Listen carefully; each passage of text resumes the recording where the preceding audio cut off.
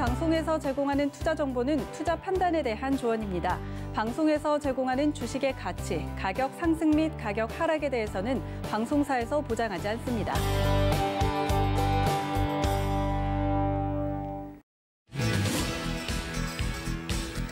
안녕하세요. 베스트 트레이딩맨 거래자들 진행의 도지은입니다. 오늘 시장 같은 경우는 양대 전자가 시장을 흔들어주면서 이끌어주면서 우리 시장 2,800선에 안착을 하는 모습이었습니다. 개인들은 양도세 이슈 때문에 팔아치웠지만 외국인과 기관의 힘으로 우리 시장 받쳐주고 있는 모습이었는데요. 오늘 시장에 대한 이슈 그리고 종목 이야기 저희가 또 준비를 했으니까 저희와 함께 하시면서 저희 시장에 대한 키포인트들 짚어가시길 바랍니다. 두 번 방송에서 제공해 드릴 정보는 투자 판단에 대한 조언일 뿐 해당 주식의 가치나 수익률을 보장하고 있지는 않고요. 또 서울경제TV는 자본시장 통합법 준수하고 있습니다. 1:1 투자 상담과 유사 수신행위 등 모든 불법 사항을 엄중하게 금지하고 있다는 말씀까지 전해드리면서 월요일이니만큼 베스트 트레이딩맨 거래자들 힘차게 출발합니다.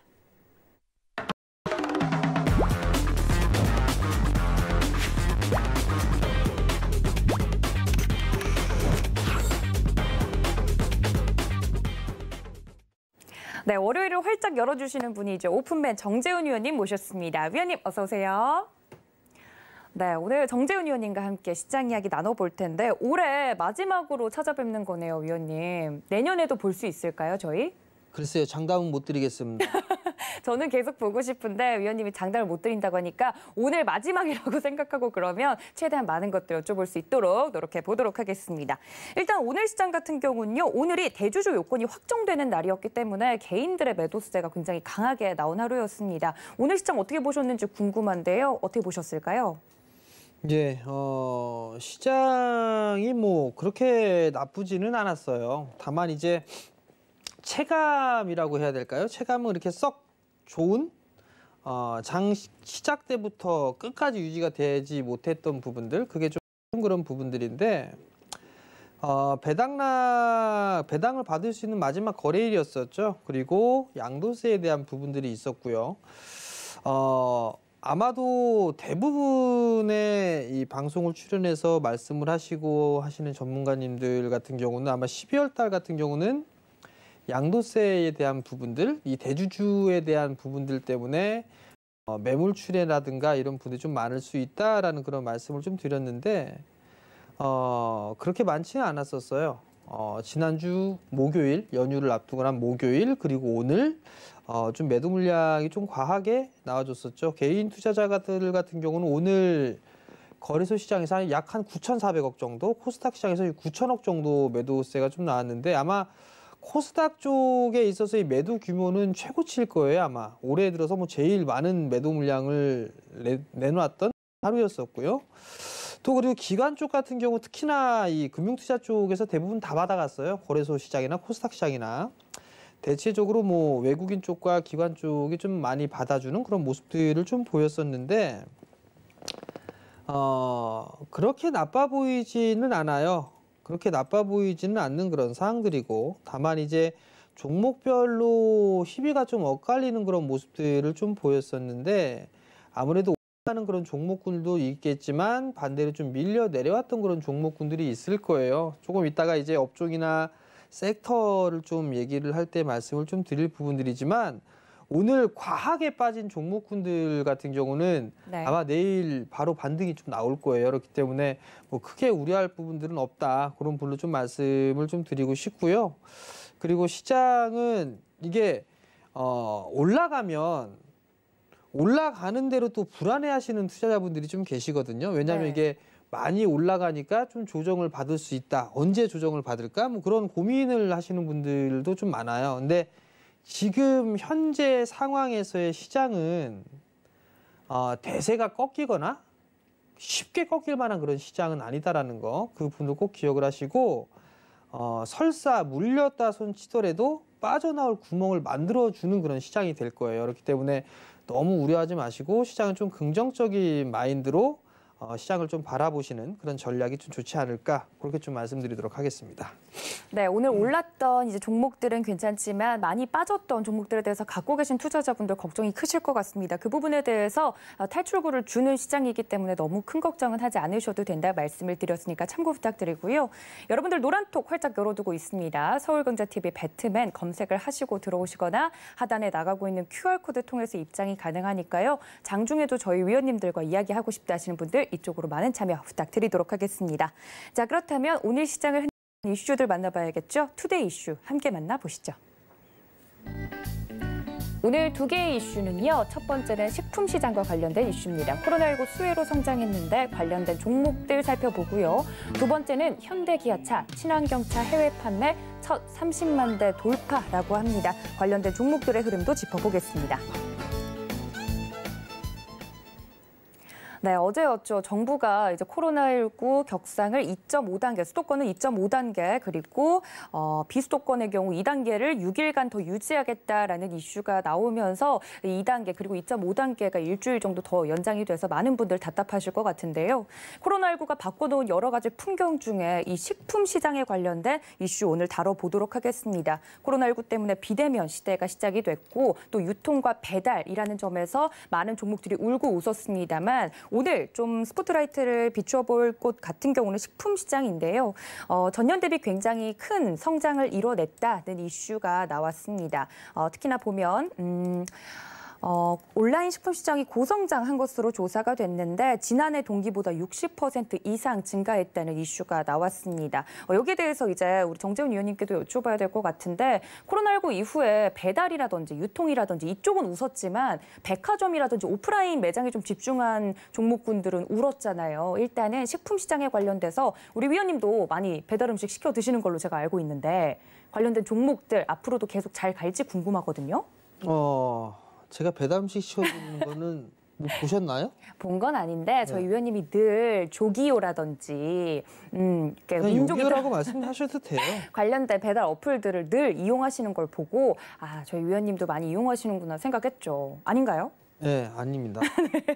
건강을 생각하시는군요. 지금 보면 이게 이 코로나로 이 부분들로 인해서 변화된 부분들이 좀 상당히 많아요. 4차 산업에 관련돼 있는 부분들을 좀 많이 앞당겨 온 부분들이에요. 뭐 친환경차라든가 여러 가지 언택트에 대한 관련돼 있는 이런 부분들을 좀 상당히 좀 많이 앞당겨져 있는 그런 사항들인데 식품 시장도 마찬가지인 것 같아요. 시장에 보게 되면 뭐 오프라인 쪽에 있어서의 성장 이 부분들이 눈에 띄게 성장을 좀 하고 있는 그런 사항들인데 점차적으로 이러한 시장의 흐름들은 꾸준하게 좀 성장을 해 나가지 않을까 뭐 그렇게 좀 판단을 하고 있습니다. 사실 온라인 쪽이 커질 수 있다라는 부분에 이제 장단점이 좀 있는 것 같아요. 그러니까 보통 보게 되면 뭐 옷이라든가 뭐 이런 부분들 같은 경우는 뭐 전에도 한번 뭐 기회가 좀 있었을 건데 먼저 오프라인 이 백화점이나 이런 데를 나가서 직접적으로 좀 보죠. 직접적으로 좀 보고 그리고 나서 이제 온라인으로 구매를 하는 뭐 그런 부분들이 좀 상당히 많았었는데 이제 이 코로나라는 이 이슈 때문에 온라인이 좀 성행하는 그런 모습들을 좀 보였었고 식품 쪽도 마찬가지인 것 같아요. 그러다 보니까 배달 음식이라든가 아니면 온라인 쪽에 있어의 거래에 대한 부분들이 좀 많이 늘어나는 그런 모습들을 좀 보여주고 있는데 내년도 시장에서도 여전히 꾸준하게 좀 성장을 해 나갈 수 있는 그런 포인트가 좀 되지 않을까 싶어요, 사실. 그리고 보통 보게 되면 이 원화 강세에 대한 수혜주 뭐 이런 쪽으로도 좀 분류가 좀 되고 있는 그런 사항들이란 말이에요. 그렇기 때문에 과거하고는 좀 이 차이는 좀 틀리겠지만 원화 강세 수혜주로도 좀 볼 수가 있는 그런 사항들이고 주가적인 수준을 놓고 봤을 때에도 싼 종목군들이 여전히 좀 있어요. 그렇게 된다라면 내년도에도 어느 정도 상승을 해 나갈 수 있는 즉 실적에 있어서 성장을 해 나간다라는 들로 놓고 봤을 때에는 충분히 올라갈 수 있을 만한 그런 종목군들은 더 있지 않을까? 뭐 그렇게 좀 생각을 해볼 수가 있을 것 같아요. 물론 이 음식료 쪽, 식품 쪽과 함께 성장을 해 나갈 수가 있는 그런 섹터들도 있겠죠. 뭐 택배 쪽이라든가 아니면 뭐 배달 쪽에 있는 그런 부분들이라든가 이런 쪽 같은 경우도 같이 성장을 해 나갈 수밖에 없을 거예요. 그렇기 때문에 만약에 이 음식 쪽에 있어서 그 부분들을 좀 생각을 한다면, 즉 오프라인 쪽에 있어서 생각을 하게 된다면 같이 엮어서 보는 그런 아이디어도 한 번쯤은 생각해 봐야 되지 않을까, 뭐 그렇게 좀 생각을 하고 있습니다. 알겠습니다. 뭐 코로나19로 인해서 수혜를 받은 종목들도 있고 또 그걸 이제 발판 삼아서 더 성장하려는 기업이 있는 반면에 뭐 백화점이라든지 오프라인 매장에 좀 집중한 종목들 같은 경우는 또 하락세를 면치 못하는 그런 모습을 보여주고 있는데요. 식품 시장에 좀 국한해서 보는 게 좋을 것 같습니다. 최근에 많은 섹터군들 사이에서 흐름이 나왔다면 식품 시장 같은 경우, 식품 종목들 같은 경우는 언제쯤 좀 이 순환매가 돌아올까 순서를 기다리는 모습이었는데 지난 거래일에는 조금 흐름이 좋았던 것 같은데 오늘 같은 경우는 제가 살펴보니까 뭐 오리온이라든지 동원 F&B라든지 관련된 종목들 조금 파란불을 켜면서 앞으로 계속 성장할 수 있을지가 궁금할 것 같거든요. 코로나19 수혜주로 앞으로 식품 시장 각광받을 수 있을지 관련된 종목들 궁금해요, 위원님. 뭐 의식주는 인간에서 필수적인 부분들이잖아요. 그렇죠. 먹고 살 수밖에 없겠죠. 보통 보게 되면 음식을 관련해서 좀 보게 되면 저는 첫 번째로 꼽는 게 CJ 제일제당이에요, 사실. 네. 대장주인가요, 위원님? 아니요. 뭐 대장주도 대장주일 거고요. 네. 만두를 좋아해요, 제가. 네, 저도요. 만두는 비비고. 네, CJ 제일제당. 이미 사실 주가가 3월 달부터 시작을 해서 이미 올랐던 부분들이었어요. 사실 14만 원대, 15만 원 이하에서 45만 원까지 먼저 음식료 쪽에 있어서는 시세 흐름들이 좀 나왔었어요. 그리고 나서 가격 조정은 이렇게 크지가 않은 상태에서 박스권역에서 좀 진행되고 있는 그런 상황이거든요. 아직 시세가 끝났다라고 보여지는 것보다는 그냥 여기에서 매물 소화를 진행하고 있는 그런 상황이다라고 저는 개인적으로 좀 판단을 하고 있어요. 물론 가격적으로 더 조정을 받을 그럴 것보다는 오히려 윗방향으로 좀 보는 게 낫지 않을까라는 좀 판단을 하고 있거든요. 그렇기 네. 때문에 지금 구간에서 뭐 빠져 뭐 그렇게 좀 생각하지는 않습니다. 먼저 한 차례 움직였었고 거기에 따라서 쉬어가는 그런 모습들이 나오고 있다. 그러면 언제든지 상승의 흐름들이 좀 나올 수가 있지 않나? 뭐 그렇게 좀 판단을 하고 있어요. 그리고 워낙 강세 기조가 유지가 된다라고 하게 된다라면 내수 쪽 섹터에서 원재료를 수입하는 그런 기업들에서 나름대로 좀 수혜를 받을 수 있다. 뭐 옛날하고는 많이 틀려요. 왜냐하면 옛날에 내수 쪽 같은 경우는 수입을 많이 하고 내수 쪽으로 많이 풀었는데 지금은 식품 쪽 같은 경우 수출을 좀 상당히 많이 하는 그런 부분들이기 때문에 네. 그 영향은 많이 줄어들었을 거예요. 환율에 대한 부분들은. 그래도 여전히 좀 영향은 미친다. 그렇게 좀 판단이 일부는 좀 들어요. 그런다면 네, 음식료 쪽에 있어서도 흐름들이 좀 나올 수 있지 않을까라고 좀 판단이 되고요. 이뿐만 아니라 뭐 종목군들도 많죠. 대상도 못 올랐어요. 대상도 CJ 제일제당과 주가의 흐름도 좀 비슷하게 나오고 있죠. 얘네들도 좀 많이 못 올라 있어요. 못 올라 있던 그런 부분들이 있고, 그리고 뭐 오리온이라든가 뭐 이런 기업들, 네. 오리온이라는 기업들도 많이 좀 못 올라왔었죠. 실력이라든가 이런 부분들은 좀 약해요. 근데 이들 기업들 같은 경우는 지수가 강한 그런 모습들을 보였을 때는 아마 상대적으로 좀 약하지 않을까 싶어요. 보통 지수가 조정을 받을 때, 숨고르기가 나올 때 지수 방어주 역할을 했던 부분들이 대표적으로 내수 섹터였거든요. 그렇기 네. 때문에 쉬어가는, 지수가 숨고르기가 나오는 쉬어가는 타이밍에 오히려 내수주들이 좀 더 흐름들이 좀 괜찮지 않을까 그렇게 좀 판단을 하고 있고요. 뭐 동원 F&B 같은 경우도 마찬가지예요. 주가가 좀 많이 못 올랐죠.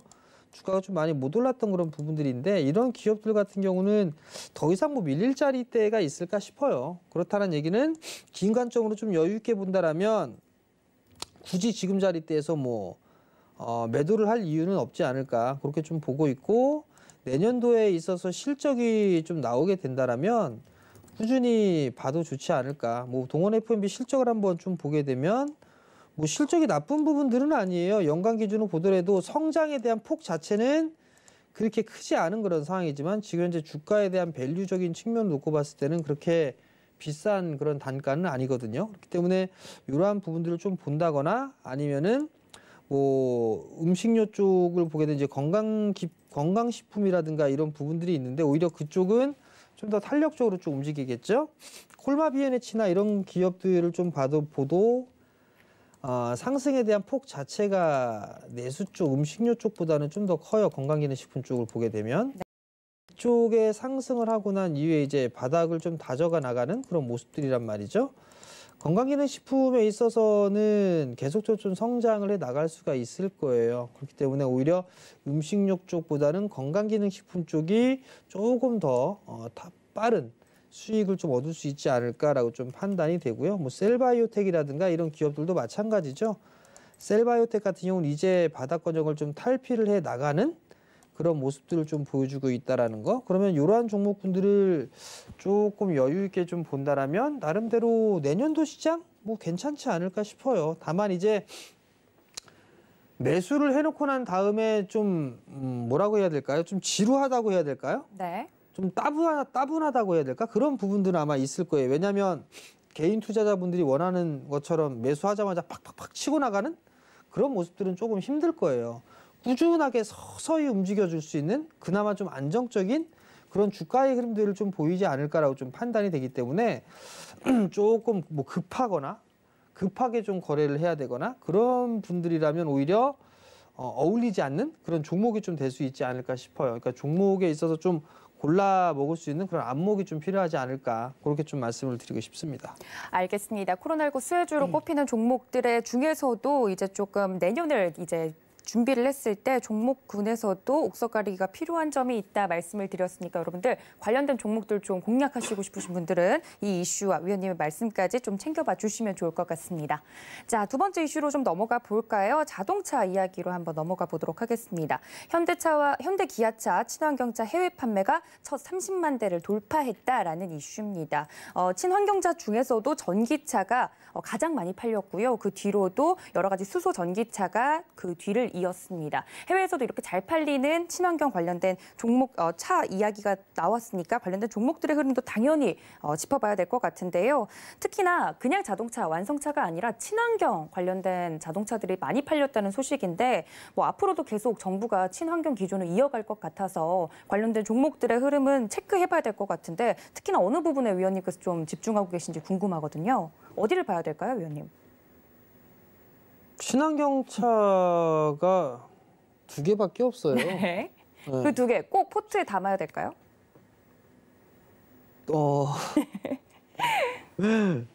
담아야죠. 네.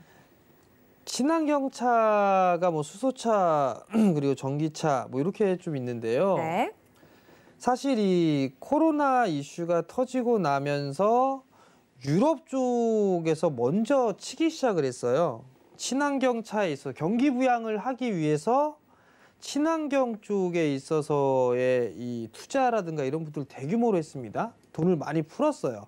그러면서 전기차에 대한 수요가 계속적으로 좀 늘어나는 그런 모습들을 좀 보였었고 중국이 따라갔고 그다음에 미국도 마찬가지로 동참을 해주는 그런 모습들이 나왔어요. 거기다가 이제 확 불난집에 기름을 부은 격이 됐던 게 바이든 대통령도 이제 쪽에 있어서 투자를 많이 하겠다라는 그런 얘기들 좀 있었었고요.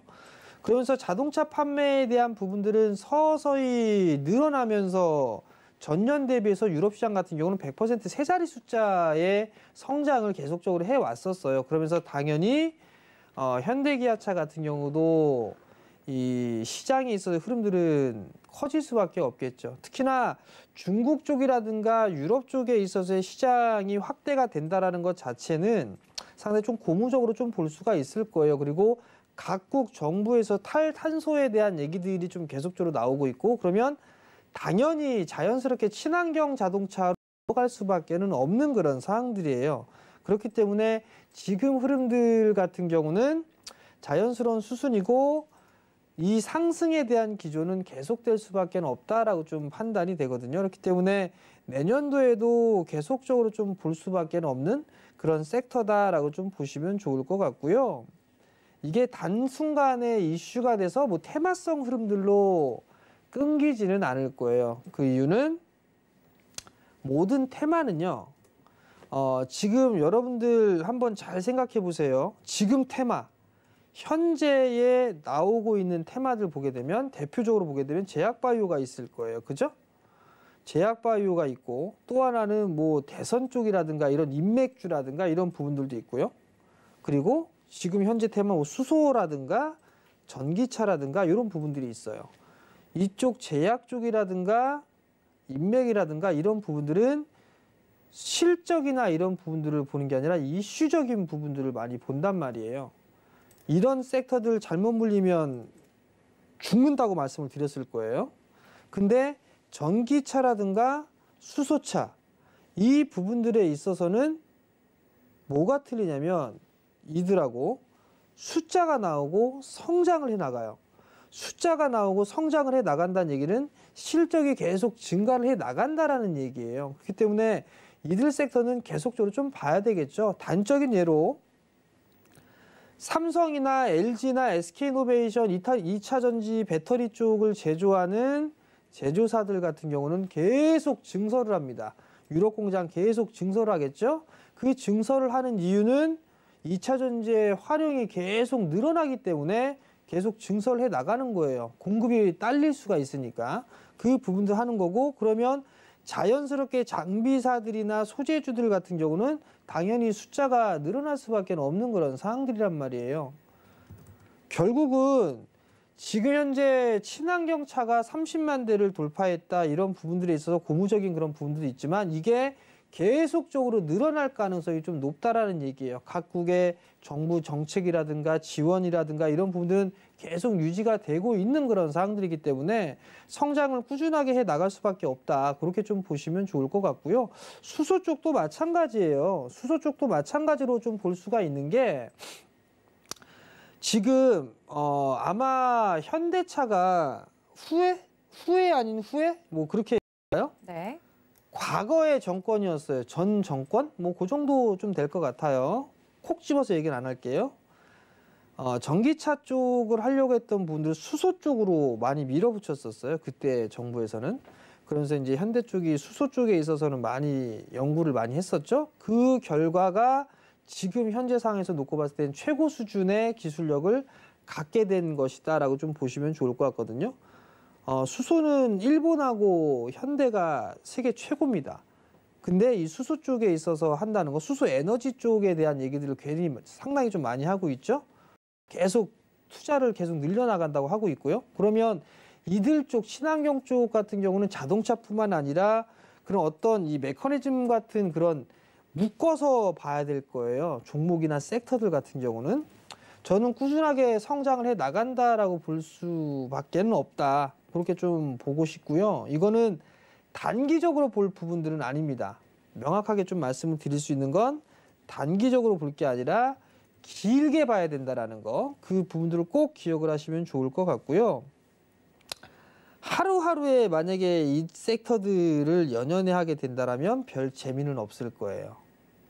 긴 관점으로 해서 정말 핵심주를 갖고 있다라면 그런 종목군들은 나중에는 충분히 원하고도 남을 만한 수익을 얻을 수 있지 않을까라고 좀 판단이 되거든요. 그렇기 때문에 그러한 종목군들 한두 종목 정도는 긴 투자 관점에서 좀 가지고 있는 전략이 좋다.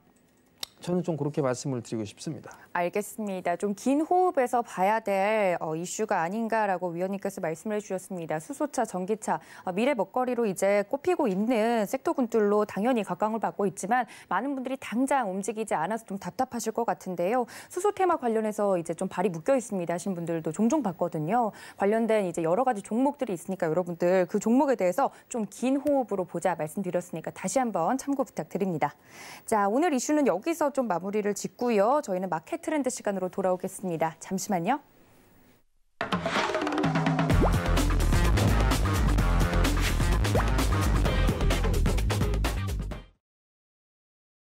자, 그럼 본격적으로 종목 이야기를 좀 해보도록 하겠습니다. 아까 수소차, 전기차 이야기가 나와서 종목이 좀 남아있었는데 아쉽다고 하셔가지고 종목을 좀 여쭤볼게요. 제가요? 네, 위원님께서 준비한 종목 있었는데 못해서 너무 아쉽다 하셔가지고 제가 특별히 또 말씀을 드리도록 하겠습니다. 위원님, 전기차, 수소차 정말 다양한 종목들이 있는데 어떤 종목부터 좀 눈여겨보는 게 앞으로 좋을까요? 아니 아쉽지는 않아요.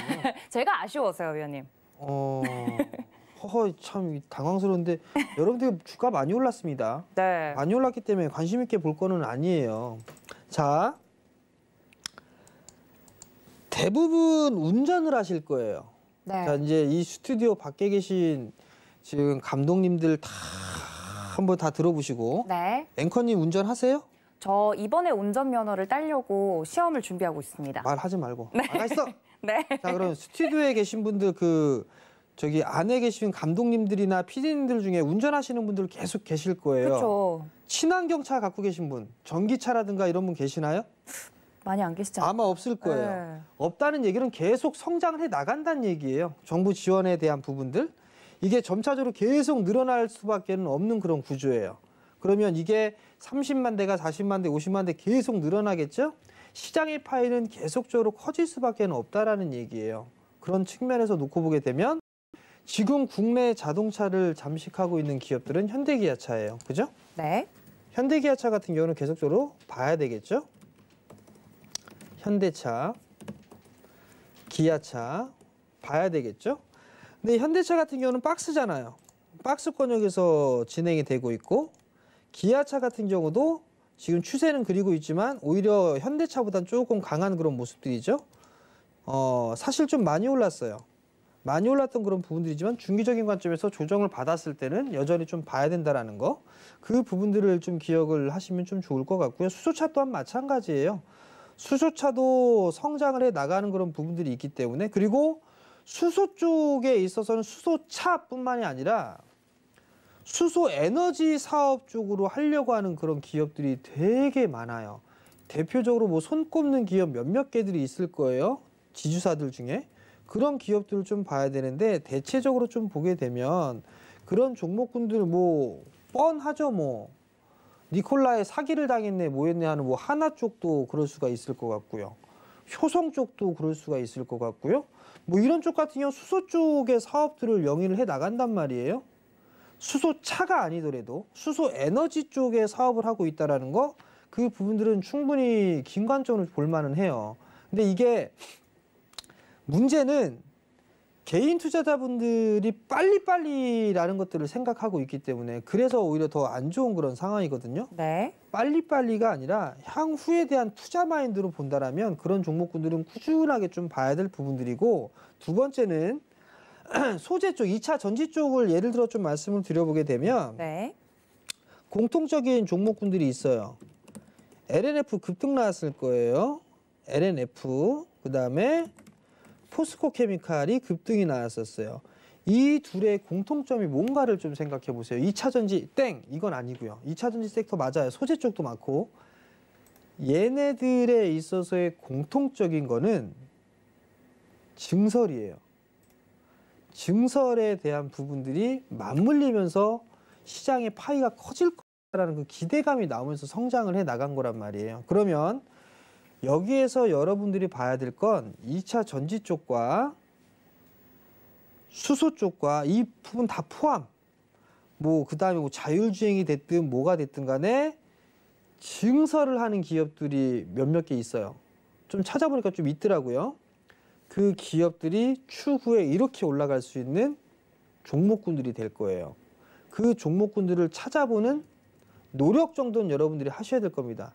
여러분들이 원하는 정말 큰 수익을 내길 바란다면 그런 종목군들도 찾아볼 줄 아는 그런 센스가 좀 필요하다라는 거, 그 부분들 좀 기억을 하시고요. 또 하나 2차 전지 쪽 같은 경우는 LG화학이나 삼성 SDI, SK이노베이션 뭐 이게 있을 거예요. 네. 근데 저는 그냥 보통 그냥 삼성 SDI를 좀 말씀을 드리는데 그냥 상징적으로 얘기를 한 거예요. 자, 삼성 SDI, LG화학, SK이노베이션 2차 전지 세트업체인데 계속 증설을 한다고 했죠. 여기에 관련돼 있는 장비사들이나 이런 쪽도 봐야 될 거예요. 그 이유는 제가 탐방이나 이런 것들을 많이 하는 건 아마 알고들 계실 거예요. 네. 말실수를 한 걸 수도 있는데 그 모 회사에서 주식 담당자가 그런 얘기를 한 게 있어요. 증설은 아직까지 많이 남아있거든요. 계획은. 네. 많이 남아있는데 이미 그때 수주를 다 받았어요. 이미 수주를 다 받았다는 얘기를 했어요. 정말 그 말실수한 겁니다. 그 기업 IR 담당자분은 네. 말실수를 한 건데 그렇다는 얘기는 이미 그 시설 투자, 설비 투자 할 거를 다 수주를 받았다는 얘기예요. 공시를 안 했던 것뿐입니다. 그걸 알고 계셔야 돼요. 그렇다는 얘기는 이미 2차 전지 장비 쪽이나 이런 쪽은 될 기업들 같은 경우는 이미 바쁘게 돌아가고 있다는 얘기예요. 납기 일정을 언제까지 납기 일정 주세요라고 하게 되면 위에서 얘기하겠죠. 뭐 삼성이든 LG든 언제까지 줘 하게 되면 거기에 맞춰서 제작을 해서 보내면 되는 거예요. 그만큼 일감은 충분히 일단 남아 있는 상황이란 말이에요. 그럼 당연히 성장을 해 나갈 수밖에 없죠. 제가 이 말씀을 왜 드리냐면 아직 끝나지 않았던 섹터다. 그리고 여전히 진행 중인 섹터다. 그렇게 좀 보시면 좋지 않을까 싶어요. 네. 알겠습니다. 다만 네. 너무 짧게 보지는 마세요. 빨리빨리. 한국인의 특징은 빨리빨리인데요. 네. 그 빨리빨리 하다가 망칩니다. 꼭 기억을 하셨으면 좋겠어요. 알겠습니다. 관련된 종목들에 대해서 역시나 긴 호흡이 필요하다 말씀을 드렸으니까 참고 부탁드리고요. 여러분들 노란톡 활짝 열어두고 있습니다. 서울경제TV 배트맨 검색하시고 들어오시거나 QR코드 통해서 들어오시면 더 자세한 이야기 나눠보실 수 있으니까 이쪽으로 많은 참여 부탁드리고요. 그렇다면 오늘장 움직인 종목들도 하나둘씩 좀 살펴보면 좋을 것 같습니다. 오늘 시장 같은 경우는 역시나 양대 전자죠. 삼성전자와 LG전자의 흐름이 눈부신 하루였는데요. 관련된 종목들에 대해서 좀 위원님께서 짚어주시면 좋을 것 같습니다. LG전자 같은 경우는 11% 넘게 오르면서 강세를 띄워줬고요. 시가총액 1위 종목이 대장주 삼성전자 같은 경우는 장중에 8만 원을 돌파하는 모습을 보여주기도 했습니다. 관련된 종목들의 흐름들 봐주시면 좋을 것 같은데 어떻게 보세요, 위원님? 많이 올랐어요. 네. 삼성전자가 올라가는 이유는 설명을 충분히 할 수가 있어요. 왜냐하면 이게 메모리 쪽과 비메모리 쪽 사업이 잘 나가고 그 이후에 이제 다른 쪽, 전자 쪽 사업이라든가 가전 사업이라든가 대부분 다 골고루 성장을 해요. 근데 여기에서 뒷받침될 수 있는 부분들은 메모리 쪽은 기본적인 베이스로 깔고 가는 상황에서 비메모리 쪽의 성장폭이 눈부시고 그다음에 통신 쪽에 있어서도 성장을 해 나갈 것이다라는 그런 부분들이란 말이에요. 실질적으로 비메모리 쪽에 있어서 매출은 사상 최고치를 찍을 걸로 예상을 하고 있고요. 그렇기 때문에 삼성전자가 상승을 하는 그런 부분들에 있어서는 당연히 이해가 돼요. 지수는 사상 최고치를 찍었습니다. 근데 실적을 보게 되면 내년도 실적이 130억대 정도를 예상을 하고 있어요. 이 130억을 넘었던 해가 2017년도와 2018년도에 이 130조를 넘어섰어요. 거래소 쪽입니다. 2017년보다 2018년 쪽이 조금 더 실적이 좋았었고 그다음에 줄어드는 그런 모습이었는데 이미 밸류는 그 이상 넘어가고 있어요. 이건 바로 유동성의 힘으로밖에는 볼 수가 없는 그런 상황들인데 돈이 원체 많이 풀렸으니까 그러면 버블을 끼는 그런 과정에 있다라는 거는 당연하게 생각을 할 수가 있을 거예요. 근데 최근에 IT 쪽 섹터의 흐름들을 보게 되면 장비 쪽이라든가 이 메모리 쪽이라든가 이쪽보다는 비메모리 쪽에 있는 파운드리 업체라든가 이런 기업들이 훨씬 더 많이 올랐어요. 삼성전자가 그 부분에 영향이었었고요. DB하이텍까지도 마찬가지로 급등을 해주는 그런 모습들이란 말이에요. 비메모리 쪽에 있는 그런 기업들이 많이 올랐어요. LB세미콘도 마찬가지로 신고가의 흐름들을 좀 보여줬다라는 거. 그렇다는 얘기는 지금 D램 쪽보다는 파운드리 쪽에 있어서 비메모리 쪽에 있어서의 섹터 종목군들이 움직인다라는 얘기예요. 구분을 좀 해놓을 필요성은 있을 것 같아요. 왜냐하면 내년도에 기사가 나오는 걸 보니까 반도체 업황이 호황기를 누릴 거다라는 게 계속 나온단 말이에요. 22년도까지 계속 늘어날 것이다, 호황기를 이어갈 것이다는 얘기는 계속 나온단 말이에요. 근데 오늘 딱 기사 나온 거 보니까 삼성전자가 증서를 줄입니다. 투자를. 왜 그렇지? 그걸 한 번쯤 고민해 볼 필요성은 있어요. 배당 때문에 그럴까? 올해 투자했던 수준만 해요. 원래는 제가 알기로 150K인가 160K를 할 것으로 예상을 했는데 그 규모가 줄어들었단 말이에요. 반도체 호황기인데? 그게 저는 사실 물음표예요. 일단 첫 번째는. 그래서 구분을 해놓고 보자라는 거예요.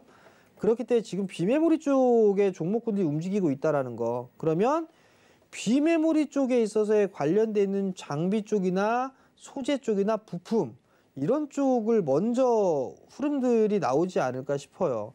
뭐 LB세미콘도 마찬가지고 그다음에 뭐 DB하이텍도 마찬가지고 한미반도체도 최근에 신고가를 기록했다가 조정을 좀 받는 흐름들이란 말이에요.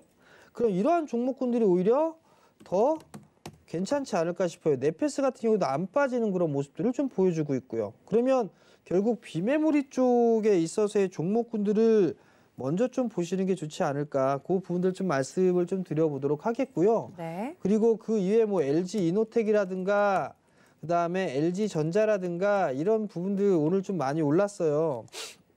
근데 또 웃긴 건 LG전자가 합작회사의 자동차 전장 쪽 사업을 진출한다라고 얘기를 했어요. LG전자가 올라가야 되는 부분들은 맞아요. 올라가는 부분은 당연하게 생각을 하고 있어요. 근데 기폭제가 됐던 건 전장 사업을 하겠다, 지분 해갖고서 투자를 하겠다라는 그런 부분이란 말이에요. 본격적으로 하겠다라는 거 단시간에 안 되거든요. 근데 그 단시간에 안 되는데 단시간에 급등이 나왔다라는 거, 이 부분들을 놓고 봤을 때는 저는 오히려 이게 단기적으로는 조금 숨고르기가 나올 수 있는 그런 자리대가 좀 될 수 있지 않을까 싶어요. 그러면 결국은 난 추격 매수는 자제하자, 그런 말씀을 좀 드리고 싶어요. 왜냐하면 몇 년 동안 있어야 돼요. 한 2, 3년 돼야 돼요. 그래야 본격적인 궤도에 올라탈 수 있는 그런 사항들이거든요. 그렇기 때문에 지금에 있어서 추격 매수는 좀 무리가 있다, 그런 말씀을 좀 드리고 싶고요. 조정 시에는 충분히 봐도 좋다라는 거. 왜냐하면 LG전자는 좀 계속 말씀을 좀 드렸던 부분들이 부실이 떨어냈다고 해야 되나요? 네. 카메라 쪽, 아니 카메라가 아니라 휴대폰 사업 딴 쪽으로 넘겼잖아요. 만성 적자 정리하고 있잖아요.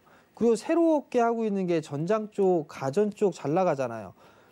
뉴스나 기사를 보시게 되면 이 코로나나 이런 부분들 때문에 가전 쪽, 냉장고나 이런 쪽이 오히려 몇 개월을 좀 기다려야 된다라는 얘기가 있어요. 인테리어 이 부분들 때문에. 그 LG전자에서 요즘 잘 나가는 인테리어 뭔지 아세요? 뭐예요, 의원님? 모르시죠? 네. 찾아보시면 알 수 있을 거예요. 아, 인테리어 관련해서요? 네, 그 삼성은 비스포크라고 얘기를 하고요. 네네.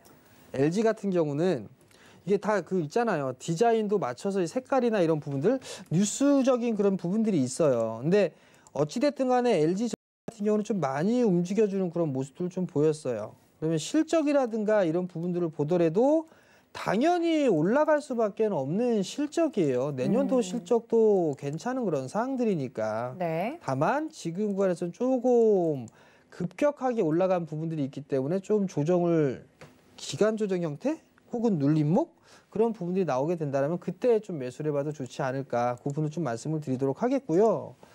뭐 LG노텍도 최근에 이 못 올라갔던 부분들이 아마 LG노텍 4분기 실적 좋을 거예요. 근데 못 올라갔던 부분들이 뭐 애플 쪽에 있어서의 물량을 뭐 삼성전기한테 뺏기니 뭐했니, 뭐 폴디드 좀 나오게 되면 뺏기니 뭐했니 이런 얘기들이 있었거든요. 그렇지는 않을 거예요. 그러한 이슈 때문에 움직이지 못했던 그런 부분들인데, 어찌됐든 LG전자의 흐름들이 나오면서 같이 움직여주는 그런 모습들을 좀 보였지만 LG에너텍도 실적이 좀 좋을 걸로 예상을 하고 있어요.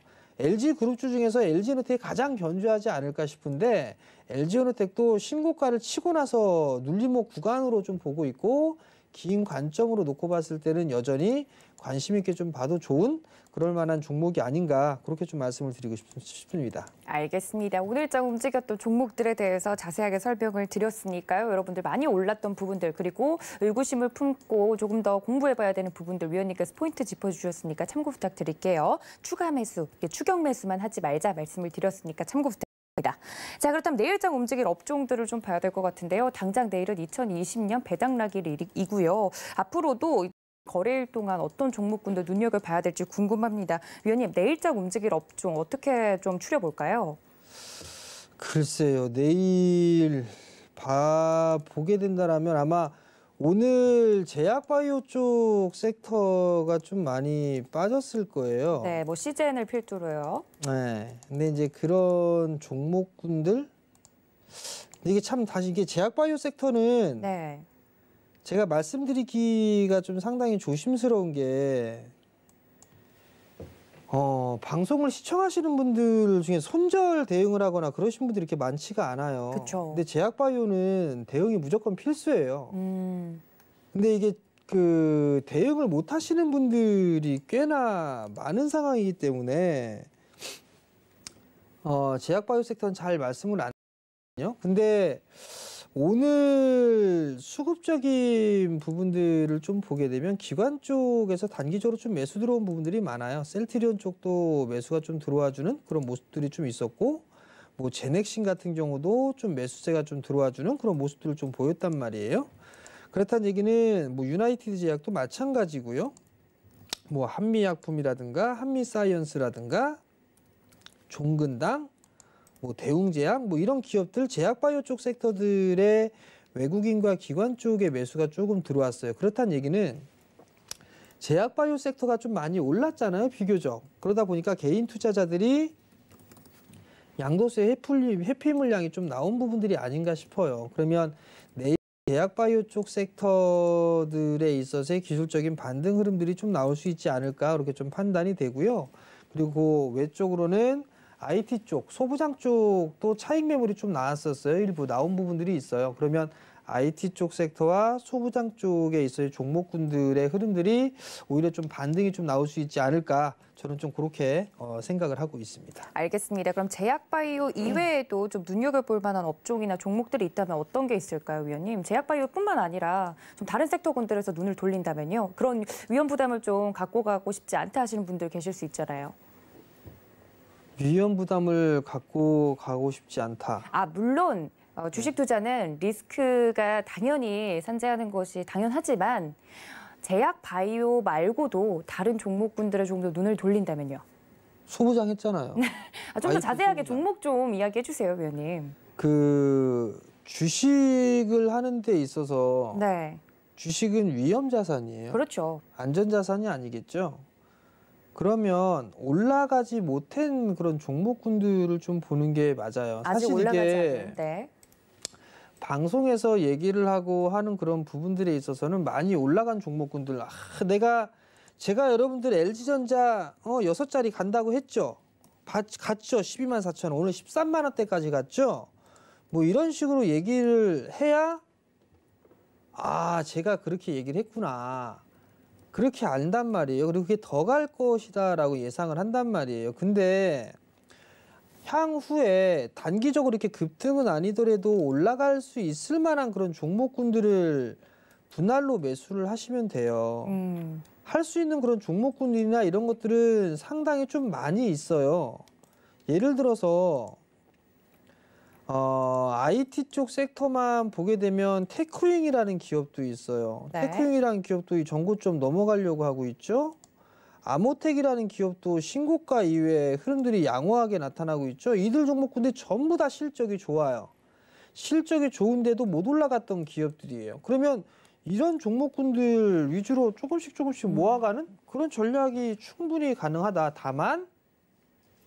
다만 빨리빨리만 하려고 하지 마셔라. 그 부분도 꼭 말씀을 드리고 싶습니다. 네, 오늘 특히나 속도에 대한 이야기를 해주고 계시네요. 충분히 힌트가 여러분들한테 이제 전달이 됐을 거라 생각을 하고 오늘 마켓 트렌드 여기서 마무리고요. 저희는 당신을 위한 한마디로 돌아오겠습니다. 잠시만요.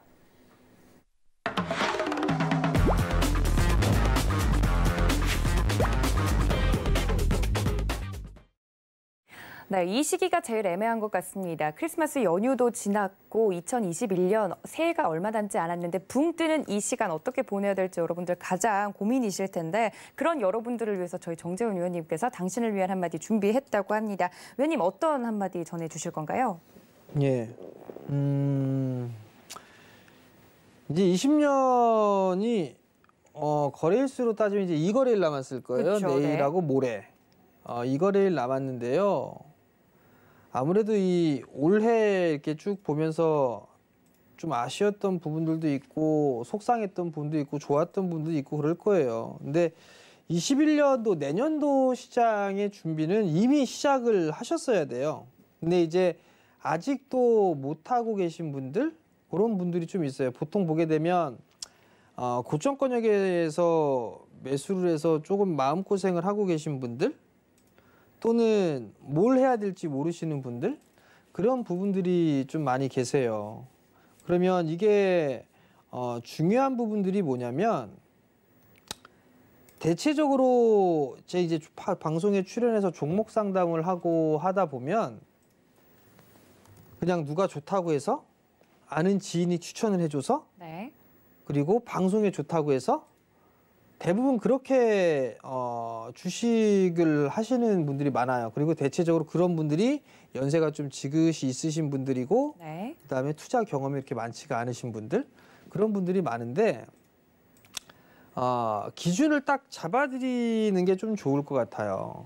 뭐냐면 올해에 있어서 가지고 넘어갈 거, 좀 더 가져가야 될 거, 그리고 가져가지 말아야 될 거 그런 부분들을 좀 구분을 하셨으면 좋겠어요. 그게 무슨 얘기냐면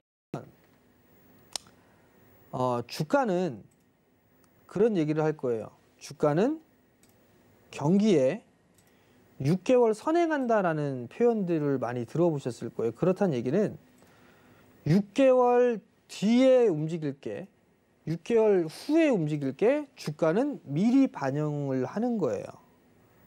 그런 주가가 막 어떤 재료가 나오고 뉴스가 나오고 호재가 나오고 그러기 전부터 주가는 움직이기 시작을 했죠. 그럼 그 호재나 재료가 나오기 시작했을 때는 이미 차익 매물이 나오고 있다라는 얘기예요. 그렇다는 얘기는 그 재료에 대한 부분들이 이미 시장에 반영이 되어 있다라는 얘기예요. 즉 고점권역에서 바닥권역에서 수백 %씩 올라가 있는 그런 종목군들 중에서 정말 부득이하게 고점권역에 물리신 분들이라면 그 분들은 타협점을 좀 찾으셔야 될 거예요. 제약바이오나 이런 쪽에 있는 그런 종목군들이 좀 상당히 많아요. 제가 이런 말씀을 드리는 이유는 주식에 있어서 투자를 그렇게 많이 경험이 없으시다 보니까 손실에 대한 이 손절에 대한 부분들이 잘 안 돼요. 근데 이게 손절 대응이 돼야지만 다른 종목으로 통해서 복구를 할 수 있고 그 이상 플러스로 전환을 할 수 있고 할 수 있어요. 근데 그 종목을 계속 나는 매수가 위에가 올 때까지 손실을 안 볼 때까지 혹은 매수가까지 들고 있을 거야 라는 생각을 해버리게 되면 그게 평생 그 가격에 못 올 수도 있습니다. 단적인 예를 한번 들어볼게요. 테마주의 무서운 부분들은 제가 아난티 종목 상담했다가 댓글에 겁나게 욕먹었던 종목이에요. 이 아난티가. 테마는요 여러분들, 테마는 상승을 했다가 어떤 재료나 이슈를 타고 상승을 했다가 시세가 끝나게 되면 상승을 시작했던 초입자리 때까지 무조건 다시 빠집니다. 그게 테마의 특성이에요. 즉 제약바이오 코로나 테마입니다. 코로나 테마 꼭지에 잘못 물렸다 하시는 분 평생 그 가격 못 올 수도 있어요. 제가 왜 이렇게 세게 말씀드리냐면 물론 반등은 계속 나올 겁니다. 나왔다 죽고 나왔다 죽고 할 거예요. 만약에 뭔가 재료가 있고 이슈가 있어서 타협점 찾으셨으면 좋겠어요. 그 말씀을 드리고 싶고, 두 번째는 추세가 꺾여 있는 종목군들, 추세가 이미 꺾이는, 시세가 뭐 1000% 이상씩 나서 추세가 꺾여 있는 그런 종목군들, 그런 종목군들은 마찬가지로 버리는 게 좋다라는 거. 이 부분들은 내년도에 다시 한번 설명을 해드리도록 하겠습니다.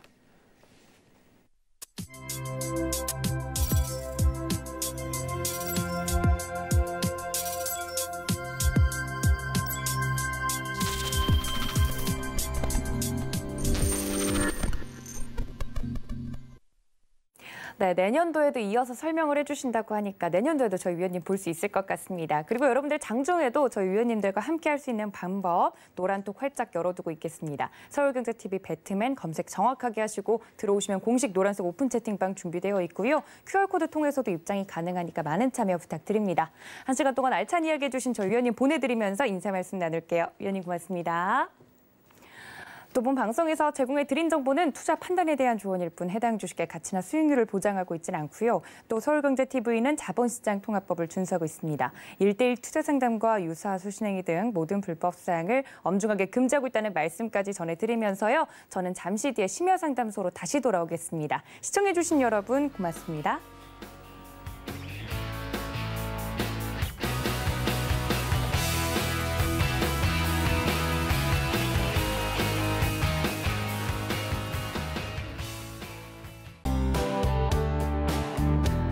본 방송에서 제공하는 투자 정보는 투자 판단에 대한 조언입니다. 방송에서 제공하는 주식의 가치, 가격 상승 및 가격 하락에 대해서는 방송사에서 보장하지 않습니다.